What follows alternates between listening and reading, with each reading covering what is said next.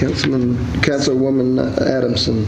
Since the circumstances have changed and all of the parties are now in favor of annexation, I would move that we proceed with hearing that request and that we hold the public hearing.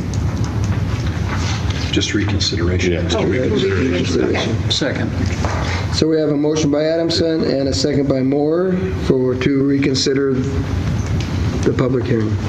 This time has been set aside for council to hear comments from the public concerning a request by Ryan Satterfield of Pocatello Creek Development Corporation, Ted S. and Janice M. Crandall, David Lowry and Michelle Russell, and Michael J. Thomas of the presiding bishop of the Church of Jesus Christ of Latter-day Saints, represented by Rocky Mountain Engineering and Surveying.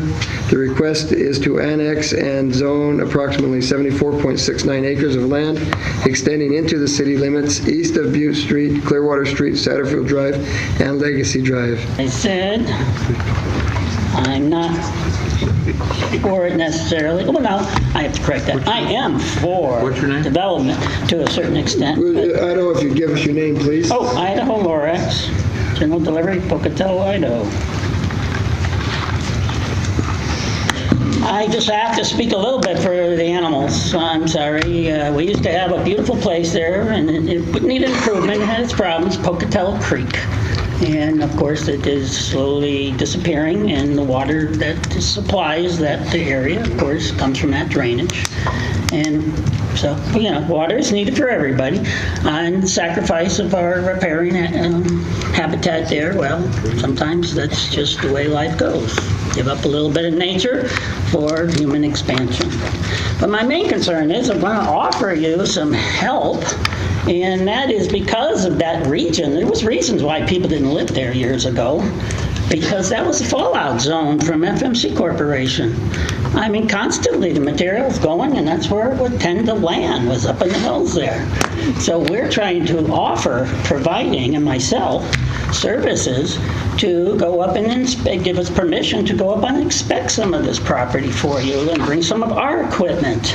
And of course, we request getting a radioactive isotope identifier so you can find out how much is in the soils there, accumulating for 60 years up there. I mean, we had 3 big newspaper articles just a couple of years ago about the fallout all falling up there, the uranium materials. It'd been going on, maybe 100 or so, however many wind events we have in Pocatello per year, the Windy City. So that's just something you need to be concerned of, because children and people who want to live there should be aware of those things. They should be aware of their animals digging in their soils and getting contaminated, bringing it into their homes. So this is something we're offering, and we're capable of delivering that kind of information. So we would like to help on that. So that's why I'm saying not against it and trying to help it go forward, but always safety first, especially for the children. Especially for the children. But you'll hear about that later.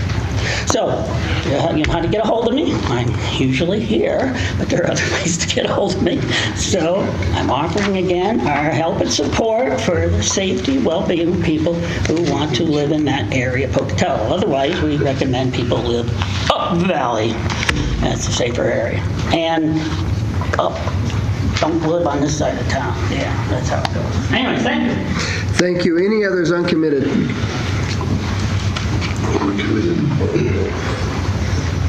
Hi, I'm Joe Yeaman, and I'm uncommitted. I think, is that going to be the same property where I read in the paper where the LDS temple is going to go? We don't know. Don't know for certain, huh? We don't know. We just know the LDS Church owns some land up there. We don't know if they're going to do anything with it, and quite frankly, they don't know if they're going to either. Honestly, I think it'd be a great addition to Pocatello. I really honestly do. I think it'll help our area. It'll be a nice symbol up on the hill, so to speak.